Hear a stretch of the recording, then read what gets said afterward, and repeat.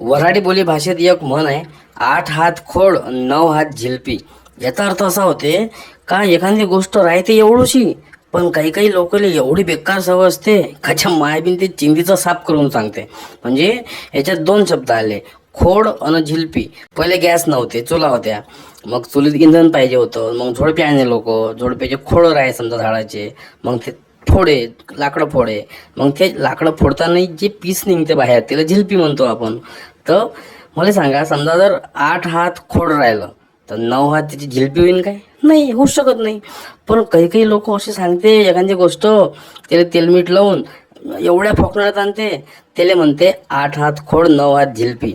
म्हणजे काही काही राजकीय पक्षाचे कार्यकर्ते बिचारे एवढे फेकू असते का आमच्या साहेबांना आज हे केलं ते केलं, आमच्या साहेबाचे मंत्र्यासोबत लय खतरनाक संबंध आहे, मंत्री खुर्ची देते म्हणते आमच्या साहेबाला बसायला. अरे बाबा, पुढच्या मंत्रिमंडळ विस्तारात आमचे साहेबच मंत्री आहे म्हणते. अशी एकावर एक फेकते पटा, फेकत राहते. वास्तविक पाहता याले गावाच्या बहिर अन त्याले मतदारसंघाच्या बहिर कोणी विचारत नाही. एखादा शहरात राहून गावात आलेला काकाजी राहते, बॉम्ब फेकते थोडी.